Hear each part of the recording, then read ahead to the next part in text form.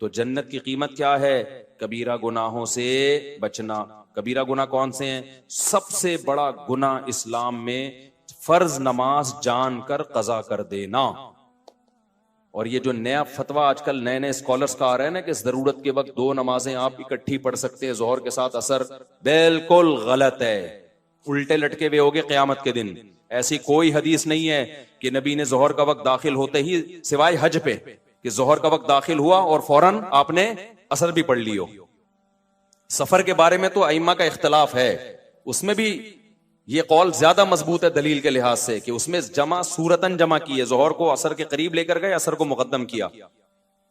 लेकिन वो फिर भी इख्तलाफी मसला, उसमें मैं इंशाल्लाह दलाइल से क्लिप रिकॉर्ड करवाऊंगा। लेकिन ये जो आजकल लोगों ने शुरू कर रखा है ना, वो वही इंजीनियर को सुन के कि जी एक्चुअली यूं है तो शॉपिंग के लिए जाना है, कजा करोगे नमाज उल्टे लटके हुए होगे। अल्लाह कहेगा मैंने, तो इंजीनियर को फोकस कर रहा है, एक हवाला उसने दे दिया, तो मैं जो कुरान में अलहम से लेके वन्नास तक 20 दफा कह चुका हूं, नमाजों की हिफाजत, नमाजों की हिफाजत, नमाजों की हिफाजत। तो ये कौन सी हिफाजत है कि जोहर का वक्त दाखिल होते ही आप असर भी पढ़ रहे हो साथ में, मगरिब को आप इशा में लेके जा रहे हो, या मगरिब का वक्त दाखिल होते ही इशा भी पढ़ रहे हो? ये हिफाजत है, ये जाया करना है। ये अब्दुल्ला बिन मसूद कहते हैं, जब कुरान कहते हैं ना हर नमाज की हिफाजत करते हैं ईमान वाले, तो हिफाजत का मतलब क्या है? हर नमाज अपने टाइम पे पढ़ना। समझते हो कि नहीं समझते? तो ये कोई उजर नहीं है कि आपको किसी ने रेफरेंस दे दिया और आपने फौरन फतवा चेंज कर लिया। तो ये रेफरेंस की आप डेप में गए हो। परसों मेरे 3 दिन पहले मेरे पास बंदा आ गया कि जी नबी ने जोहर असर इकट्ठी पढ़ी है जोहर के वक्त में। मैंने कहा कौन सी हदीस है? दिखाया तो अरबी में वो नहीं, अल्फाज नहीं थे। कमबख्तो, तुम तो तर्जमे देख देख के अपना ईमान जाया कर रहे हो। मैंने कहा अरबी अल्फाज दिखाओ मुझे, अरबी में ऐसा कोई लफ्ज नहीं था, तर्जमे में किया हुआ था किसी ने। तो ये तो आजकल लोगों के नमाज का ये बेड़ा गर्क कर दिया है। तो अल्लाह मियां कुरान में एम ही कह रहे हैं कि हाफिज़ू अला सलावाति वस्सलातिल वुस्ता, कि नमाजों की हिफाजत करो। इसका क्या मतलब है? 2 नमाजें इकट्ठी पढ़ो? हिफाजत का मतलब हर नमाज अपने टाइम पे पढ़ो, आगे पीछे ना होने दो। और फिर अल्लाह स्पेशल कह रहे हैं खास तौर पर असर की नमाज, आपने उसी का बेड़ा गर्क कर दिया, जोहर के साथ मिला दिया आपने। तो ये कुरान की ये नुसूस, मैदान जंग में अल्लाह नमाज को टाइम से टालने की इजाजत नहीं दे रहा, मैदान जंग। और आप शॉपिंगों में लोगों को क्या कह रहे हो? और कह रहे हो एकेडमी में एक्चुअली थोड़ा हमारे भी कभी कभार मसरूफ होते हैं। वो जो अब्दुल्ला बिन अब्बास की हदीस है ना, उसका मैं मतलब बताऊंगा इंशाअल्लाह। उसमें बहुत खयानतें की हैं तर्जमा करने में और उसकी तफसीर करने में। उनके शागिर्द ने उसका क्या मतलब बताया। उनका शागिर्द कह रहे अब्दुल्ला बिन अब्बास जोहर को असर के करीब लेकर गए और असर को मुकद्दम किया। ये उनका शागिर्द कह रहा है कि मेरा ख्याल है ऐसे किया। उसका तर्जमा इंजीनियर साहब ने किया कि कोई हनफी बैठा हुआ था, उसने ये तावील कर दी। फिर कह रहा है कि मैं अब्दुल्ला बिन अब्बास को फॉलो करता हूं, किसी और को नहीं। अब्दुल्ला बिन अब्बास ने ये कब किया कि जोहर का वक्त दाखिल होता ही असर पढ़ लिया है, या जोहर को असर तक कजा किया है?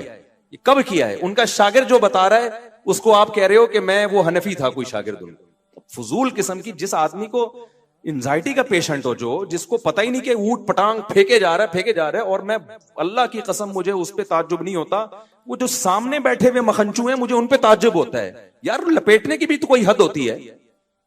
तुम उससे पूछ नहीं सकते कि हजरत ये तावील जो कहे कि जोहर को मुअख्खर किया असर को मुकद्दम किया, ये किसी हनफी ने की है या अब्दुल्ला बिन अब्बास के शागिर्द ने की है? शागिर्द ने की है। तो शागिर्द उस्ताद की बात को ज्यादा समझता है या 1500 साल के बाद एक झेलम में बैठा हुआ इंजीनियर अब्दुल्ला बिन अब्बास को ज्यादा समझता है? समझ में आ रही है बात कि नहीं आ रही है? फेंके जाओ, पब्लिक बैठी है कैच करने के लिए। हमारे एक उस्ताद थे, अल्लाह उनकी मगफरत करे अगर इंतकाल हो गया। उस्ताजों के बारे में ऐसी बात करनी तो नहीं चाहिए, लेकिन अब किसी को क्या पता, वो करते थे इस तरह की बातें ना, तो फिर तलबा मजाक उड़ाते थे। वो क्या करते, जब क्लास में आते ना तो अपनी तारीफें बहुत ज्यादा करते थे। वो थे काबिल उस्ताज, लेकिन बहुत ज्यादा करते थे। मैं यूं हूं, मैं यूं हूं, मैं यूं हूं, मैं यूं हूं, फिर बोलते रहते। तो मैंने एक दिन एक लड़के को देखा, वो यूं यूं कर रहा है बैठ के,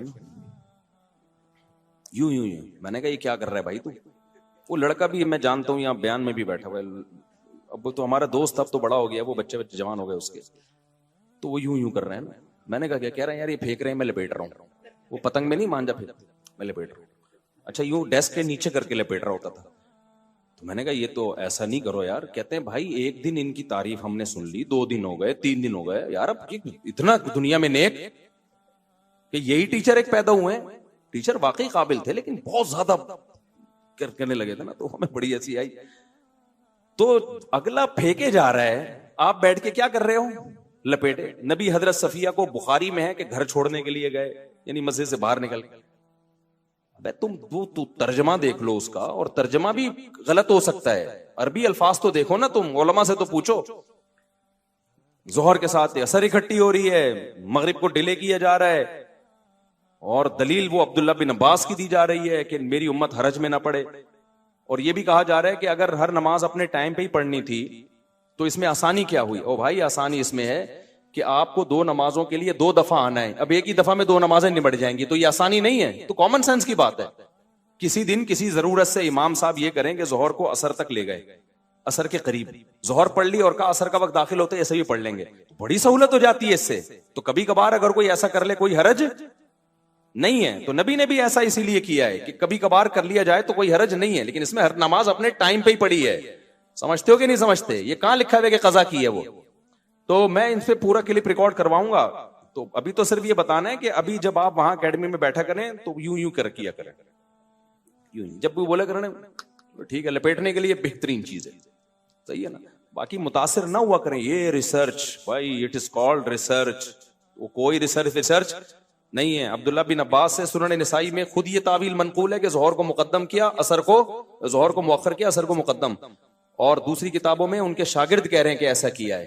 तो उनको कह रहे हैं वो किसी हनीफी ने बोल दिया होगा मैं तो इब्ने अब्बास को फॉलो करता हूं। इब्ने अब्बास को आप फॉलो नहीं कर रहे, आप इब्ने अब्बास पर वो चीज थोप रहे हो जो आपकी अपनी जाती राय है, जिससे अब्दुल्ला बिन अब्बास बरी हैं। समझते हो कि नहीं समझते? तो हर नमाज, क्योंकि मुझे लोगों ने बताया कि दफ्तरों में लोग शुरू कर दिए जोहर के साथ इकट्ठी असर भी पढ़ रहे हैं। तो ये अल्लाह जो कह रहा है असर की हिफाजत करो, और मैदान जंग में भी अल्लाह नमाजों के तरीके बता रहा है, तो ये इस तकल्लुफ की क्या जरूरत थी? तो ये नमाज अपने टाइम पे पढ़ो, एक ही चीज रह गई है। तो इसलिए अल्लाह ने क्या फरमाया, वल्लदीना यज्तनिबूना कबाइरल इस्मी, तो कबीरा गुनाहों से बचते हैं। कबीरा में सबसे पहले नमाज का जाया करना है, दूसरा जिना करना, कत्ल करना, माँ बाप को, बोलो मुंह से जल्दी लो, माँ बाप को सताना, तकलीफें पहुंचाना, फिर चोरी करना जिसपे हद जारी होती है, और होमोसेक्सुअलिटी ये भी कबीरा गुनाह है, और सूद खाना, बैंक में जॉब करना, सूदी बैंक में, क्योंकि आप सूद में ताउन का जरिया बन रहे हैं। उलमा कहते हैं कबीरा गुनाह वो गुनाह है, हर वो गुनाह जिसपे जहन्नम की वईद हो या अल्लाह उसके रसूल की तरफ से लानत हो। तो नबी ने सूद देने वाले लेने वाले पर भी लानत, सूदी लेन देन पे गवाह बनने वाले पर भी लानत, सूदी लेन देन के को लिखने वाले पर भी लानत की है। तो ये भी कबीरा गुनाह में दाखिल है। इंश्योरेंस में जॉब करना, इंश्योरेंस, क्योंकि वो सूद और जुए का मजमुआ है, वो भी कबीरा गुनाह में दाखिल है। औरत का कभी कभार बेपर्दगी हो जाए तो सगीरा, मुकम्मल मुसलसल बेपर्दा रहना, मुसलसल जैसे कि आदत ही होती है, तो वो किस में दाखिल है? मुंह से फूक, कबीरा में दाखिल है। कभी बदनजरी हो गई गलती से, सगीरा में दाखिल है। बदनजरी की आदत पड़ जाना, बोलो कबीरा में दाखिल है। हैंड प्रैक्टिस का भी ऐसा ही मसला है। कभी किसी से गलती से हो गया, बहुत ज्यादा गलबा था उसके ऊपर, गलत किया उसने, तौबा इस्तिगफार करे, लेकिन वो कबीरा में नहीं आएगा। लेकिन ये काम जो करता है एक दफा नहीं होता, उससे यूज टू होता है। तो जब आप यूज टू हो गए तो ये किसमें आ गया? सगीरा गुनाह का जब इसरार हो ना, करते रहो, तो वो कबीरा में दाखिल हो जाता है। वो समझते हो कि नहीं समझते? इसी तरह और बहुत सारे गुनाह, रिश्तेदारी तोड़ना, एक साल हो गया बहन से बात नहीं हो रही, एक साल हो गया सगे भाई से मुंह बनाया हुआ है, फुप्पो से मुंह बनाया हुआ है, खाला, ये जो महरम रिश्ते हैं, ये इनसे सिला रहमी फर्ज है। कभी कभार हो जाती है ऊंच नीच, इतने लंबे अरसे के लिए कतई ताल्लुक कर लेते हैं, तो ये भी किस में दाखिल है? रिश्तेदारी तोड़ना इस्लाम में छोटा गुनाह, बोलो नहीं है।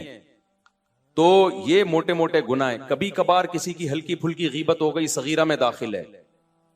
गीबत का ताल्लुक इससे है कि गीबत करके अगले को जलील कितना कर रहे हो। थोड़ी सी इंसल्ट हुई तो सगीरा, बड़ी इंसल्ट हुई तो कबीरा। समझ रहे हो? इसकी मिसाल ऐसे है, एक आदमी ने कहीं हल्का सा छोटा सा कोई जुर्म कर लिया, मामूली सा, आपने देख लिया उसको, आपने लोगों को बता दिया, अल्लाह ने उस पर पर्दा डाला हुआ था, आपने बता दिया कि ये जो है ना घंटी बजा के भाग रहा था, एक मिसाल दे रहा हूं। तो इससे कोई ज्यादा जलील नहीं हो जाएगा सोसाइटी में, तो ये गीबत भी सगीरा कहलाएगी। लेकिन आपने उसको जिना करते हुए देख लिया या कोई और जुर्म करते हुए, अल्लाह ने उसके गुनाह पे क्या डाला है? पर्दा। तो इस्लाम भी कहता है क्या डालो, उसको समझाओ जाके, आप दुनिया में क्यों जलील कर रहे हो? आपने जाके फौरन लोगों को बता दिया ये कर रहा है, ये जितना बड़ा जुर्म जिना है ना, उससे बड़ा जुर्म आपने कर लिया, और अब अपने जलील होने के लिए तैयार हो जाओ। समझ रहे हो? हदीस में आता है कि जो किसी की मुसीबत पे खुश होता है ना, उसका खतरा है कि अल्लाह उसको उस अजाब में डाल दे। मुसीबत ही है ना, जिना कर लिया उसने। आज मीडिया पे कैसे चीजें वायरल करते हैं, खुफिया वीडियो लीक हो गई, होटल की वीडियो लीक हो गई, फलाने की खुफिया वीडियो लीक हो गई। कमाल की बात है, लीक होने वाले को कोई बुरा नहीं कह रहा, लीक करने वाले को कोई बुरा नहीं कह रहा होता। क्या दुनिया में सारे ऐसे हैं कि वो उनका कभी कोई छुप के कोई गुनाह ही नहीं किया उन्होंने? अगर अल्लाह सबको एक्सपोज कर दे। आमिर लियाकत की बीवी ने क्या किया था, उसकी बरहना वीडियो शाया कर दी। उस वक्त सारे क्लिप आमिर लियाकत के खिलाफ बन रहे थे। मैं हैरान था, उसकी बीवी को कोई कुछ नहीं कह रहा। कितनी बड़ी मुजरिम थी वो औरत, कितनी जलील औरत थी वो, कि जो मियां बीवी के खास मामलात होते हैं उसमें वो बेशरम औरत जो है उसके बगैर कपड़ों की वीडियो वायरल कर रही है, और लोग उसे एक लफ्ज कहने के लिए तैयार नहीं है। सारा नजला आमिर लियाकत पे उतार रहे हैं। तो ये हमारी सोसाइटी का ना बहुत बड़ा ऐब है कि जो गुनाह कुछ वायरल कर रहा है उसको एक लफ्ज नहीं बोला जाता, और सारा नजला उस पर जो छुपके गुनाह कर रहा है। जो छुपके कर रहा है तो शरीयत ने तो उस पर पर्दा डालने का हुक्म दिया है। हाँ, खुलेआम कर रहा है तो फिर उसको जलील करते फिरो। तो ये बहुत बड़ा इल्मिया हमारी सोसाइटी का भाई। बता रहे होते हैं मजे ले लेके उसने ये किया, और फिर इनमें अक्सर झूठ भी होता है, हमेशा सच नहीं होता इसमें। तो इसलिए, और खास तौर पे तलाक के बाद ना, ये जहन में रखो, मियां बीवी एक दूसरे पे इल्जाम लगाते हैं, इन इल्जामों को कभी वैल्यू ना दिया करो। शौहर कहते हैं मेरी बीवी गलत थी इसलिए मैंने तलाक दे दी। बोलो तू उल्लू का पट्टा है। जब दे दी है, तेरी बीवी नहीं है, तो शर्म नहीं आती किसी अजनबी औरत के बारे में ऐसी बातें करता हुआ? बस नहीं अच्छी थी, तूने छोड़ दिया ना, तो तेरा काम था, कर लिया। क्यों बोल रहा है कि वो ऐसी थी, वो वैसी थी? मीडिया पे जब भी कोई बेगैरत आया करे ना, तलाक देके बोला करे मेरी बीवी ने ये किया इसलिए मैंने छोड़ा, उस बेगैरत गालियां लिख के दिया करो। गालियों का असर पड़ता है।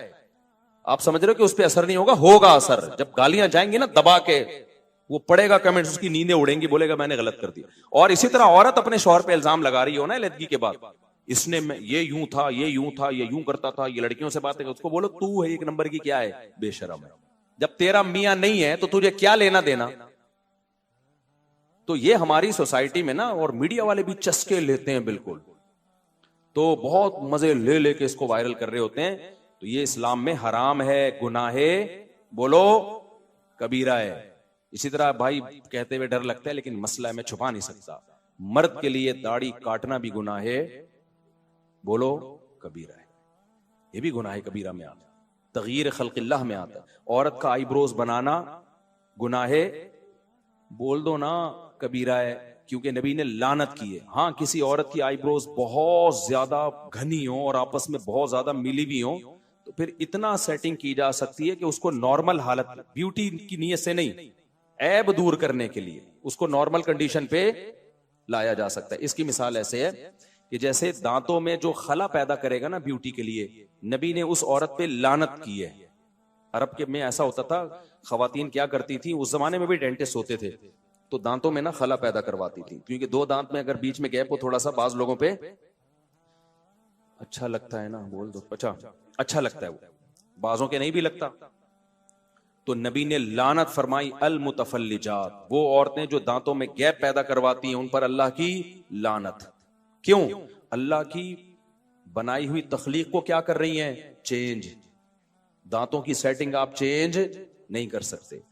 आपकी नाक जैसी है, अल्लाह ने गॉड गिफ्टेड है, उसको चेंज मत करो कि ऑपरेशन करके इतनी बारीक ना। वो डॉक्टर दिखा रहे होते हैं ये वाली नाक पसंद है, ये माइकल जैक्सन की है, ये फलाने की है, ये फलाने की है, कौन सी सूटेबल है? ये नहीं है भाई, जो अल्लाह ने नाक दे दी वही है। हाँ, किसी में ऐब पैदा हो जाए, चाहे वो पैदाइशी हो या एक्सीडेंट की वजह से हो, उस ऐब को दूर करना जायज है। अब एक्सीडेंट हुआ, अच्छी वाली नाक दाएं बाएं हो गई, तो उसको सेटिंग पे ला सकते हो भाई। या पैदाइशी तौर पर पैदा हुआ बच्चा, कोई नाक उसकी गैर मामूली तौर पर भद्दी है, जो आम लोगों की होती नहीं है, कोई गैर मामूली है, तो उसको ऑपरेट करके नॉर्मल कंडीशन में। इसी तरह दांत आगे भी नहीं कर सकते, पीछे भी नहीं, लेकिन किसी के पैदाइशी तौर पे दांत बहुत ज्यादा आगे निकले, यानी जब दांत निकले तो बाज लोगों के दांत ऐसे होते हैं ना, होंठों से बिल्कुल बाहर आ रहे होते हैं, वो कुदरती तौर पर एक ऐब है। वो खाने में मुश्किल, पीने में मुश्किल, वो हर वक्त दांत दिखा रहे होते हैं लोगों को। तो ऐसी सूरत में ये चूंकि एक ऐब है, उसको ऑपरेट करके नॉर्मल कंडीशन पे लाना, बोलो, जायज है। तो इसी तरह आईब्रोज बनाना औरत के लिए, ब्यूटी के लिए हराम है। लेकिन अगर किसी की बहुत ज्यादा जंगल बना हुआ है और बिल्कुल मिली हुई आपस में, तो उनको इतनी कंडीशन में लाना जो नॉर्मल होती है, नॉर्मल औरतों की होती हैं। लेकिन ऐसी 100 में 2-4 ही होती हैं ऐसी औरतें जिनकी बहुत ज्यादा भद्दी आईब्रोज हो। वरना खवातीन इस फतवे का सहारा लेके फिर क्या करती हैं, अच्छा हमारी भी भद्दी है। आपके भद्दी हैं या नहीं, इसमें आपकी राय का एतबार नहीं है। अगर आपकी ऐसी है जैसे नॉर्मल खवातीन की होती हैं, तो बस ये इसको छोड़ दें अपने हाल पे। हाँ, अगर 100 में कोई 2-4 खवातीन ऐसी होती हैं, जैसे 2-4 होते हैं जिनकी नाक बहुत ही मोटी पैदा हो गई, 2-4 होते हैं जो बेचारे लंगड़े पैदा हो जाते हैं, 2-4 होते हैं सैकड़ों में जो कोई माजूर होते हैं, तो ऐसे ही 2-4 खवातीन सैकड़ों हजारों में ऐसी हो सकती है जिनकी आईब्रोज बहुत ज्यादा भद्दी हो, वो उसको सेटिंग पे ला सकती हैं। समझते हो? तो इसी तरह नाखून ना काटना, नबी ने 10 चीजें पैगंबरों की फितरत में बताई हैं, उनमें नाखून काटना। ये जो फैशन के लिए छुरे घोंपे हुए है ना, इतने बड़े बड़े चाकू निकले हुए होते हैं, अच्छे भी नहीं लगते, ये दहशत होती है। और कितनी तकलीफ होती है खवातीन को खाना खाने में, और जो है वो किस कदर मुसीबत है यार। हमारे तो थोड़े से नाखून बढ़ जाए ऐसी उलझन शुरू हो जाती है। अपने आप को क्यों अजाब में डाला हुआ है तुमने भाई, काटो नाखून को। अंग्रेजों से आई ये चीजें। तो ये सब चीजें तगयीर खल्क़िल्लाह में दाखिल हैं, तो ये सब कबायर में दाखिल हैं, तो इन सब से बचना है, जन्नत हासिल। एक शख्स ने 100 इंसानों को कत्ल किया, तो आलिम के पास आया। आलिम ने कहा कि मैं यहूलु बैनहु व बैन तौबा। उसने कहा क्या मेरी तौबा कबूल होगी? आलिम ने कहा क्यों नहीं कबूल होगी। उसने तौबा की और अल्लाह ने उसको जन्नत में भेज दिया। मैंने कहा ये वो 100 वो थे जिनको उस शख्स ने बिला वजह कत्ल किया है, सिर्फ पैसों की लालच में। जब इसकी तौबा कबूल हो रही है यार, तो तुमने तो अपने बेटे को बंदूक से मारा भी नहीं है, पहली बात। ना किसी को कहा कि जाके बेटे को मारो, ये और कम दर्जे का जुर्म। ना कोई ऐसा काम किया कि बच्चे को बंदूक लाके पकड़ाई हो कि तू अपने आप को मार दे, ये भी नहीं किया। फिर नाजायज बात पे ताना भी नहीं दिया, सॉरी जायज बात पे ताना नहीं दिया कि उसने कोई जायज काम किया हो या अच्छा काम किया हो, 4 शादियां करके बैठा और आपने ताने दे दे के मार दिया उसको, ऐसा भी नहीं किया। ऐसे काम पे ताना दिया जिस पे ताना बनता भी है, आपको मुसीबत में डाला उसने। फिर भी अगर आप समझते हो कि जुर्म हुआ है, तो मेरे भाई 100 इंसानों को अपने हाथ से कत्ल करने वाले की तौबा जब 2 रकत पढ़ के कबूल हो सकती है, तो आपकी क्यों नहीं हो सकती?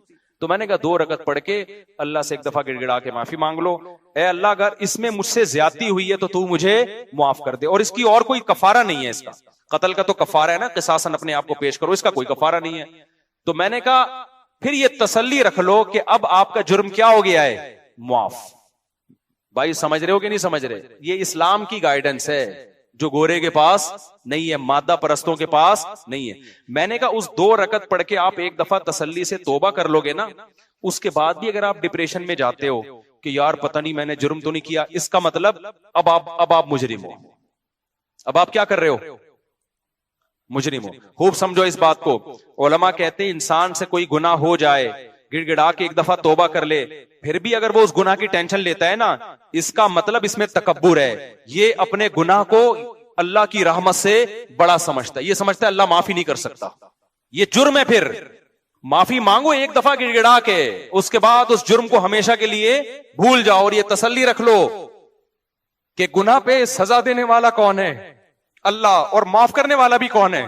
अल्लाह है। फिर भूल जाओ, फिर उसको बार बार सोचना नुकसानदेह है, फिर तुम खुदा से आगे निकल रहे हो। उसका मतलब मुझे एक वाकया याद आता है ना मूसा अलैहिस्सलाम के दौर का। ये वाकया पता नहीं मुस्तनद है या नहीं है, हमारे टीचर ने स्कूल में हमें ये वाकया बताया था। मुझे नहीं पता ये मुस्तनद वाकया है या नहीं है, लेकिन बाज वाकये इतने मुस्तनद नहीं होते, लेकिन उससे जो सबक मिलता है वो शरीयत के बिल्कुल मुताबिक होता है, यानी शरीयत यही चाहती है। तो कहते हैं कि मूसा अलैहिस्सलाम के दौर में ना एक औरत से जिना हो गया। उसने आके मूसा अलैहिस्सलाम से पूछा कि मुझसे एक बहुत बड़ा जुर्म हो गया है, आप अल्लाह से पूछें कि अगर मैं तौबा करूं तो क्या वो जुर्म माफ हो जाएगा? मूसा अलैहिस्सलाम ने अल्लाह मियां से जाके पूछा, अल्लाह मियां ने कह दिया हाँ भाई, उससे कहो कि अल्लाह के सामने गिड़गिड़ा के तौबा कर ले, माफ हो जाएगा।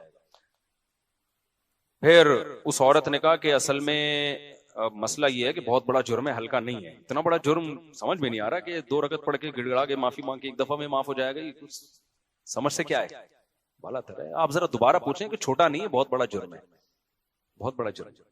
मूसा अलैहिस्सलाम ने दोबारा पूछा कि भी अल्लाह ने कहा जितना भी बड़ा जुर्म हो, देखो जो हुकूकुल इबाद होते हैं ना, उसमें किसी से पैसे लिए हुए हैं वो तो पैसे भी वापस करने पड़ेंगे, तौबा भी करनी पड़ेगी। किसी बंदे को कत्ल कर दिया तो तौबा भी करनी है और उसके वारिसों को दियत भी देनी है, उसमें तो अलग मामला है। लेकिन यहां तो कोई दियत कफारा नहीं है ना, तो जिन जुर्मों में कफारा नहीं है मैं उनकी बात कर रहा हूं। आपने रमजान का रोजा तोड़ दिया जानबूझकर, अब आप कह रहे हो 2 रकत पढ़ के गिड़गिड़ा के माफी मांगूंगा, माफ हो जाएगा, नहीं माफ होगा, 60 रोजे भी रखने पड़ेंगे आपको, वहां कफारा है। वो जराइम जिनमें कफारा नहीं, जैसे जिना कर लिया तो कोई कफारा नहीं है, इसका सिर्फ तौबा है। इंटरनेट पर कोई फोश मूवी देख ली, अल्लाह बचाए सबको इस पलीद अमल से, अब इसका कोई कफारा नहीं है, इसकी क्या है, तौबा है। या इसी तरह जिना कर लिया, या हैंड प्रैक्टिस है, या ये जो लड़कों से बदफेली है, या माँ बाप का दिल दुखा दिया, या ये कि इस तरह के बहुत सारे, नमाज जानकर कजा कर ली, अब इसका नमाज का तो ये कि कजा भी पड़े। तो मैं उन जुर्मों की बात कर रहा हूं जिनमें शरीयत की तरफ से कफारा नहीं है। कसम तोड़ दी, ये जुर्म है, तो तौबा भी करनी पड़ेगी और कसम का कफारा भी देना पड़ेगा। लेकिन वो जराइम जिनमें कफारा नहीं है, आप कह सकते हैं जिसने 100 इंसानों को कत्ल किया था उसने सिर्फ तौबा की है, तो वजह उसकी ये थी कि उसने जो सिर्फ तौबा, इसलिए तौबा से कबूल हो गया कि वो गरीब आदमी था, उसके पास उन लोगों की दियत देने के 100 आदमियों को कहां से जाके दियत देता वो। हमारे पास भी बाज दफा कोई कातिल आता है, कहते हैं मैंने कत्ल किया लेकिन मैं बहुत रोया हूं अल्लाह के सामने, अब मैं क्या करूं। तो मैं कहता हूं यार जिनका कत्ल किया है ना उनकी कोई दियत बांध दो, किसी तरह हदिये के नाम पे ना कुछ इतने अमाउंट बनता है, हस्बे तौफीक हर महीने हदिये के नाम पे किसी भी तरीके से ये देना पड़ेगा आपको। तो अगर नहीं है तो फिर जाहिर है जब आ जाए तो फिर दे देना। तो जिन गुनाहों का कफारा नहीं है मैं उनकी बात कर रहा हूं। अब क्या है कि वो मूसा अलैहिस्सलाम के पास गई, उसने कहा कि मूसा आपने अल्लाह से पूछा गुनाह माफ हो जाएगा। एक्चुअली वो छोटा गुनाह उस जमाने का एक्चुअली जो भी बनता होगा उस इब्रानी जमाने में, आप कहेंगे इंग्लिश तो आती नहीं थी ना उसको। तो मूसा अलैहिस्सलाम ने फिर अल्लाह से पूछा, अल्लाह यानी कहा जितना भी बड़ा हो, मेरी जाहिर है मेरी रहमत से बड़ा थोड़ी है, माफ कर दूंगा अगर आइंदा के लिए इरादा करे कि नहीं करेगी वो ये गुनाह। फिर वो आए 3-4 दफा जब हो गया ना, फिर उस औरत ने कहा भाई मैंने जिना किया है, इतना बड़ा गुनाह कैसे माफ हो जाएगा। तो मूसा अलैहिस्सलाम ने अल्लाह से जाके पूछा, अल्लाह ने कहा अब नहीं होगा, अब माफ नहीं। इसलिए कि जो जिसको खुद मेरी रहमत पे यकीन नहीं है, मूसा कलीमुल्लाह बार बार बता रहे हैं कि जितना बड़ा जुर्म भी हो अल्लाह माफ कर देता है, तो जिसको खुद मेरी माफी पे इश्काल हो रहा है कि ये तो नहीं होना चाहिए माफ, भाई ये तो गलत कर रहा है अल्लाह ताला, यानी इसका मतलब तो यही हुआ ना कि अल्लाह को हमसे पूछ के कवानीन बनाने चाहिए कि काबिल माफी है और पूरी जायदादें हड़प कर गया तो ये तो माफ नहीं होना चाहिए, ये तो सजा मिलनी चाहिए, बंदा मार दिया, ये कर दिया, वो कर दिया, तो जिना कर लिया, ये तो नहीं होना चाहिए भाई माफ। तो कहते हैं मूसा अलैहिस्सलाम को अल्लाह ने कहा कि इससे बोलो अब माफ नहीं होगा। क्यों भाई, तुझे एक दफा बता दिया, तू अल्लाह से आगे क्यों निकल रहे हो। तो खूब समझ लो, मैंने उनके बाप से ये कहा कि अगर आपसे जुर्म भी हुआ है ना, आपने तानों में ज्यादती कर ली थी, तो आप तौबा करें अल्लाह ताला से, और ये यकीन रखें कि तौबा करने से हर जुर्म क्या हो जाता है, मुआफ। उसके बाद भी आपको टेंशन हो रही है, पता नहीं मेरा आखिरत में क्या बनेगा, पता नहीं मैं मुजरिम हूं, तो मैंने कहा फिर वाकई आप मुजरिम हो, फिर क्या हो, फिर ये टेंशन आपकी बनाई हुई। एक दफा गिड़गिड़ा के तौबा करो और उसको हमेशा के लिए भूल जाओ, और तकदीर पर अकीदा रखो कि यही मौत का वक्त था, इसी दिन मरना था, बस जो होना था क्या हो गया, दैट्स ऑल, आगे जिंदगी गुजारो। कह रहे हैं ठीक है मैं ये काम कर लूंगा, अल्लाह की तरफ से तो मुझे तसल्ली हो जाएगी, पब्लिक का क्या करूं मैं, बेगम तो ताने देगी ना, दे रही है, तूने मेरा घर में मुसलसल चिक चिक है। मैंने कहा उसका एक बेहतरीन हल, बेहतरीन, उसी वक्त मेरे जहन में आया, मैंने पार्सल कर दिया। मैंने कहा बेहतरीन हल, मैंने कहा देखो बेगम से कहो और अपने रिश्तेदारों से कहो, देखो मैंने बेटे को ताने दिए और आपका ख्याल है गलत ताने दिए, नहीं देने चाहिए थे, तो लेकिन उस तानों के नतीजे में बेटे ने क्या किया, खुदकुशी कर ली। मैं ताने ना देता तो खुदकुशी ना करता, अब आप मुझे ताने दे रहे हो, सही है ना। तो ऐसा है कि मैं भी टेंशन में हूं, जो टेंशन में बेटा था, तो अब मुझे डबल टेंशन है, एक ताने की टेंशन और एक बेटे की दुनिया से जाने की टेंशन। बेटे को एक टेंशन थी खाली ताने की, ये टेंशन नहीं थी कि उसकी वजह से कोई दुनिया से चला गया। मुझे कितनी टेंशन है, एक तो बेटे के जाने का गम और एक ये गम कि आप मुझे उसके ताने दे रहे हो, तो मेरी खुदकुशी उससे ज्यादा बनती है, मेरा राइट। मैंने कहा पहले आज़म करो, खुदकुशी करनी नहीं है, ऐसा ना हो कि लटक जाए कल, फिर मैं टेंशन में चला जाऊं कि यार मेरी वजह से गया। मैंने कहा ये तो सवाल ही पैदा नहीं होता, खुदकुशी तो है ही नहीं। लेकिन उनको बताने के लिए कि जब दो ताने, उसको एक किस्म का ताना मिला, टेंशन हुई तो उसने खुदकुशी की। अब एक टेंशन मुझे बेटे के जाने की और एक आपके कि तेरी वजह से गया है। तो ऐसा है कि टेंशन की वजह से बंदा खुदकुशी करता है ना, तो टेंशन की वजह से फिर मेरा भी हक बनता है। तो ऐसा है कि कल सुबह मैं जा रहा हूं और घर वाले पूछेंगे वापस कब आएंगे, तो बोले अब मैं अखबार में हो सकता है अब मैं किस में आऊं, अखबार में आऊं। कराची में ऐसा होता है, बंदा सुबह जाता है बाइक पे, आता किस में है, अखबार में। अखबार में आता है कि एक साहब सुबह 8 बजे घर से निकले थे और अब फला जगह अल्लाह बचाए उनकी लाश मिली। तो मैंने कहा उनको आप कह दो कि जो तुम्हारे ख्याल में मैंने बेटे के साथ किया वो तुम मेरे साथ कर रहे हो, तो फिर मेरा भी हक बनता है कि मैं भी किसी खंबे से जाके चिपक जाऊं। मैंने कहा ये कहो और सुबह घर से निकल जाओ। मैंने कहा बेटे के जाने से तो मुआशी लिहाज से कोई नुकसान नहीं हुआ, बल्कि बेचारा वो तो कमा ही नहीं रहा था। आपके जाने से पूरे घर की क्या हो जाएगी, ऐसी की तैसी, वो कमाने वाला ही। ये घर वाले कितना जुल्म करते हैं यार, एक आदमी के टुकड़ों पे तुम पलते हो, वो गैस बिजली का बिल वो दे रहा है, घर बना के उसने दिया, उसको सुकून तो दो ना तुम। वो 4 दिन के लिए तुम्हें घर से छोड़ के चला जाए, तुम रोड पे आ जाओगे, तुम सारे खुदकुशियां करोगे। अगर गलती हुई भी है उससे तो उसके एहसानात उन गलतियों से ज्यादा हैं। घर के सरबराहों के साथ आजकल सलूक कैसा हो रहा है मार्केट में। मैंने कहा मेरे भाई उसकी खुदकुशी तो ये चंद दिन में भूल के अफोर्ड कर लेंगे, तुम्हारा मार्केट से शॉर्ट होना खानदान अफोर्ड नहीं कर सकता, क्योंकि तुम्हारी वजह से कितने लोगों को रिस्क मिल रहा है, कमा रहा है ना एक आदमी, बिजनेस कर रहा है। मैंने कहा आप निकल जाओ अगली फ्लाइट से चित्राल निकल जाओ और वहां किसी पहाड़ पे खड़े होकर वीडियो बनाओ। फिर मरना नहीं, कहीं ऐसा ना हो, मैं मुझे बार बार अपने बारे में डरता कि यार ये मेरे खाते में ना आए। वीडियो बनाओ कि बेगम मैंने अपने बेटे को ताने दिए, वो लटक गया, अब मुझे भी ताने मिल रहे हैं, ये खाई और ये मैं। उसके बाद फोन 1 घंटे के लिए बंद कर दो। तो मैंने कहा इंशाअल्लाह थोड़ी सी भी गैरत हुई। उनकी बेगम तो माशाल्लाह दीनदार हैं, नेक हैं, वो तो वक्ती तौर पर इंसान को टेंशन होती है तो वो करता है, तो हल भी तो उसका हमें बताना ही पड़ता है ना। मैंने कहा इंशाअल्लाह फोन आ जाएगा भाई, 2 वक्त से घर में रोटी का इंतजाम नहीं हो रहा, मसाइल खड़े हो रहे हैं, एक तो गया दूसरा भी जाएगा, हम तो बिल्कुल ही लेस ही हो जाएंगे हर चीज से, तो काइंडली आप तशरीफ ले आए। और फिर बेगम कहेगी किसी ने मेरे मियाँ को ताना दिया ना, उसकी ऐसी की तैसी। तो अल्लाह का शुक्र है वो घर गए हैं, उसके बाद से अब तक उनका कोई ना मैसेज आया, या तो अल्लाह ने कर चित्राल से गिर चुके होंगे या सुकून में आ गए होंगे। उम्मीद है सुकून में आ गए होंगे इंशाल्लाह। तो बस 2 मिनट में बात खत्म कर रहा हूं मैं। ईशा के थोड़ी देर बाद, ईशा के बाद इंशाल्लाह थोड़ी देर मसाइल का 10-15 मिनट सेशन होगा, जो बैठना चाहे बैठ सकता है, जाना चाहे जा सकते हैं। तो मैं आपको बता रहा था मेरे भाई, हर मसले का हल किसके पास है, इस्लाम के पास है। इन लोगों के पास, मादा परस्तों के पास मसाइल का हल नहीं है, इनके पास मसाइल बढ़ाने के तरीके बहुत हैं कि जिससे सोसाइटी में और ज्यादा मसाइल बढ़ जाएं। तो ये मसाइल खत्म नहीं हो रहे। दुनिया को मुसाफिर खाना समझो भाई, 2 वक्त की रोटी मिल गई ठीक है, नहीं मिली तो क्या है, मोहब्बत थोड़ी करनी है, पैसा कमाओ, अल्लाह ने थोड़ी मना किया। साहबा में कितने करोड़पति अरबपति लोग थे, पैसा नहीं है तो भाई हमारी जरूरत क्या है यार, कब्र में हम सबके पांव लटके हुए हैं, थोड़े दिन रह गए, आगे मरना है, खत्म, तो क्या टेंशन लेनी इन चीजों की। तो कोई बेरोजगार है, कोई बड़ी टेंशन नहीं है। वो जो हमारा बहनोई है ना, और जो हमारे भांजों के साथ उसने किया, उसका वाकया याद रखो, बेटा फेल हो गया, बाप ने कहा कोई मसला नहीं है, आखिरत में फेल नहीं होना चाहिए, दुनिया में चलता है यार, कभी कोई फेल हो जाता है, कभी क्या हो जाता है, पास हो जाता है। चलो लाइफ को क्या करो, इंजॉय करो। और इससे जब बच्चे को खुशी मिलती है ना तो और पढ़ता है वो।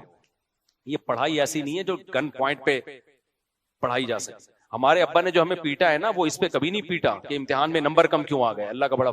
हमारे अब्बा हमेशा इस पे कूटते थे, गलत लड़कों में तो नहीं बैठ रहा, गलत लड़कों में, चर्सियों हीरोइन जो माहौल खराब कर देता है। मुझे याद है, बस एक पिटने का वाकया सुना के अपने बयान को खत्म करता हूँ। तो हमें ये वाकया सुनाने में बड़ा मजा आता है। मैं एक दफा क्या हुआ, हमारे अब्बा जब भी घर में आते घर से गायब होता, मैं वालदा से पूछते कहाँ गया, वो लड़के वड़के हैं इधर औबाश किस्म के, उनके साथ खेल रहा है। अब वो लड़के 1 नंबर के बदमाश टाइप के, कोई पी रहा है, कोई फिल्में देख रहा है। उस जमाने में फिल्मों का भी रिवाज नहीं था, वो गंदी गंदी एल्बम लड़के ना झाड़ियों में बैठ के देखा करते थे। कोई लड़की की तस्वीर मिल गई, अब जनाब लड़कों का तो ग्रुप हर एक को अच्छा लगता है, हम भी घूमने फिरने निकल जाते थे, टायर लेके ना, वो रॉड लगा के वो चला रहे हैं, कभी क्या कर रहे हैं, मारम पीटी खेल रहे पत्थर से। कितनी खतरनाक खेल है यार, पत्थरों से मार रहे हैं, ये मारम पीटी हो रहा है। तो नतीजा क्या निकला, अब्बा 1 दिन आए, 2 दिन आए, भाई ये क्या, वालदा ने कहा भाई ये मेरा तो रोब नहीं है, नहीं समझ रहा है। तो एक दिन क्या हुआ, अब्बा जरा जल्दी आ गए, तो मैं खेल के आ रहा था, मेरे कपड़े पूरे काले हो गए थे गर्दो गुबार से, मिट्टी में इतना खेले हम, कीचड़, जब बारिश होती थी तो कीचड़ के थपेड़े उठा उठा के मारते थे एक दूसरे को। मैं जब आया तो अब्बा बैठे हुए हैं, अब्बा ने पूछा बेटा कहां से तशरीफ ला रहे हैं? मैं समझ गया आज अच्छी रिपोर्ट नहीं। तो अब्बा के पास पाइप था, वो जो मैंने बताया ना सस्ते रेट पे मिल जाया करता था उस जमाने में, फ्री में भी मिलता था, वो पाइप रखा हुआ था। अब्बा ने पकड़ के अल्हम्दुलिल्लाह तबीयत से हमें सगीरा कबीरा अलानिया सारे गुनाह हमारे उस दिन क्या हो गए, माफ। उसके बाद से रोब बैठ गया, यार अब इन लौंडे लफड़ों में नहीं बैठना है। तमीज से अपने कजनों में बहन भाइयों में खेलना शुरू कर दिया हमने। गली महल्ले में भी खेलते थे तो देख के कि यार कोई खानदानी बंदा हो, अब्बा नोट करते हैं। तो ये इन चीजों पे तो समझ में आता है यार, टेंशन लेना भी कि बच्चा चर्सियों में बैठ रहा है, भाई बच्चे के नंबर कम आ रहे हैं, कुछ नहीं होता यार, अल्लाह ने सबको साइंसदान बनने के लिए पैदा नहीं किया। बच्चा कमा नहीं पा रहा, कोई मसला नहीं है यार, सारे कमाए, को गरीब भी तो दुनिया में होंगे ना, वरना मालदार गालियां किसको देगा? अगर सारे गरीब दुनिया से खत्म हो जाएं तो मालदार को तकब्बुर का भी तो अल्लाह जहन्नम में डालेगा ना। तो सारे गरीब खत्म हो जाएं तो मालदार किस पे तकब्बुर करेगा? और फिर अल्लाह मालदारों को कहां ताना क़यामत में उनको आग में डालेगा कि तुमने गरीबों को नीचा क्यों समझा? तो गरीब भी होलसेल के हिसाब से रहेंगे। तो हो सकता है अल्लाह ने आपके 4 बच्चों को गुर्बत के लिए सिलेक्ट कर लिया हो, ठीक है। तो अब देखो वो बस मैं 2 मिनट में बात समेटता हूं ताकि वो लिंक हो जाए ना। एक तरफ ये है कि बच्चे को सहरी भी मिल रही है, इफ्तारी भी मिल रही है, बाप भी मालदार है सिर्फ इसलिए कि बेरोजगार है, खुदकुशी कर रहा है। दूसरी तरफ सहाबा किराम इतनी गुर्बत के बच्चा पैदा हो रहा है, कत्ल कर रहे हैं कि इसको खिलाएंगे कहां से, हमारे पास खाने को रोटी नहीं है, इसको कहां से खिलाएंगे। यानी बेटा खुदकुशी नहीं कर रहा, बाप अपने हाथों से बेटे को मार रहा है। इतनी डिप्रेशन थी उन लोगों को। पैगंबर ने क्या बताया, दुनिया मुसाफिर खाना है, यहां दौलत और गुर्बत ये इतनी अहम चीज नहीं है जितनी तुमने बना ली। दुनिया की वैल्यू अल्लाह की नजर में इस मुर्दा बकरी की से भी कम है। और रिस्क देने वाला कौन है? अल्लाह। जिसको चाहेगा 12 बच्चों में भी दे देगा, जिसको चाहेगा तो एक इकलौता बच्चा भी होगा वही वबाले जान बन जाएगा, जिसको चाहेगा औलाद ना होके भी माँ बाप को गरीब कर देगा। तो ये टेंशन तुम्हारी नहीं है, तुमने तो मेहनत करनी है, इसकी वजह से तुम्हें नस्ल नहीं रोकनी। तज़व्वजुल वदूद अल वलूद, अब्दुल्ला बिन मसूद को नबी ने खिताब करके फरमाया कि अब्दुल्ला बिन मसूद नहीं, एक और साहबी थे, वो गरीब साहबी थे, कि ऐसी औरत से निकाह करो जो औलाद भी कसरत से दे और तुमसे मोहब्बत भी करेगी। मोहब्बत होगी तो औलाद देगी वो तुम्हें, वरना देगी नहीं। तो वही गरीब सहाबा जिनके पास खाने को रोटी नहीं है, निकाह भी कसरत से कर रहे हैं, नस्ल भी बढ़ा रहे हैं। हजरत अबू हुरैरा के 19 बच्चे थे, हालांकि मिस्कीन तरीन सहाबा में अबू हुरैरा का शुमार होता है, लेकिन वो डिप्रेशन क्या हो गई, पहले एक बच्चे को मार रहे हैं और अब क्या 19 बच्चे भी हो रहे हैं, तो टेंशन नहीं ले रहे। और अल्लाह ने भी रिस्क के दरवाजे क्या किए हैं, खोले हैं। तो आप इस्लाम की मोटिवेशन और आज जो मादा परस्तों की मोटिवेशन में फर्क देख रहे हो कि नहीं देख रहे? नहीं यही बात समझ में मेरे भाई। तो तवक्कुल पैदा करो अल्लाह ताला पे, कमाओ, मेहनत करो, अपाहज ना बनाओ अपने आप को कि गुर्बत के फजाइल सुन के पोस्ती बन के घर में लेट जाओ।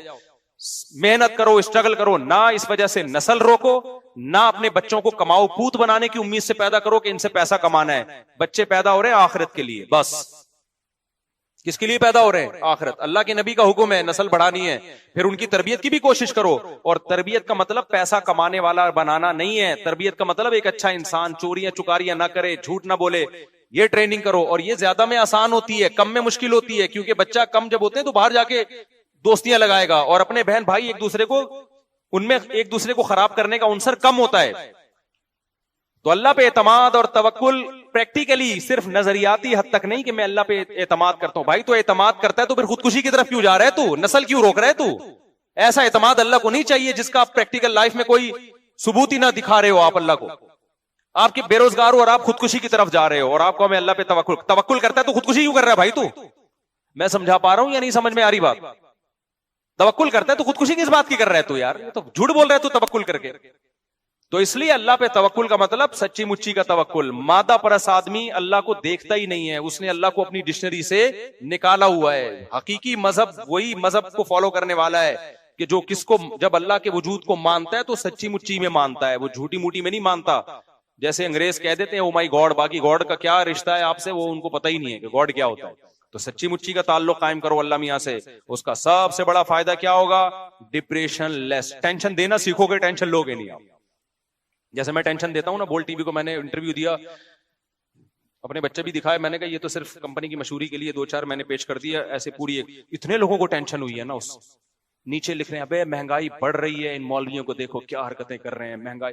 अबे पहले तो गवर्नमेंट से ज्यादा रिस्पॉन्सिबिलिटी हमारी है ना बच्चों की। तो जो बाप टेंशन ले नहीं रहा, जिसका पैसा डायरेक्ट खर्च हो रहा है 17 बच्चों पे, 16 है, 18 सॉरी 2 सौतेले मिला के 18, 16 मैं फिर कैलकुलेशन पूरी अगले हफ्ते दोबारा से करके बता दूंगा, ठीक है ना। तो सारी रिस्पॉन्सिबिलिटी असल में किसकी है? हमारी है ना। तो हमें टेंशन हो नहीं रही, लिबरल लोगों को टेंशन हो रही है, गुर्बत बढ़ रही है, महंगाई बढ़ रही है, उनकी वजह से ये हो रहा है। अबे बाप सबसे ज्यादा टेंशन तो बाप को यार, हमारा 99% पैसा तो ये खा रहे हैं, तो बचत तो हमारी ही नहीं हो रही, लेकिन हम टेंशन नहीं ले रहे। अल्लाह का शुक्र है, इन मादा परस्तों को दबा के टेंशन दे रहे हैं। नीचे कमेंट से पता चलता है, इनको देखो। मैंने कहा तुम्हारे 2 हैं और तुम्हारे जिम्मे सिर्फ 2 है ना, और हमारे 17 की टेंशन भी कौन ले रहा है? तुम ले रहे हो, ठीक है ना। हम तो कुछ ही मना रहे हैं अल्हम्दुलिल्लाह। इसलिए मेरे भाई, इस्लाम को दिलो जान से फॉलो करोगे तो मजा आएगा, ऊपर ऊपर से फॉलो करोगे कोई फायदा नहीं होगा।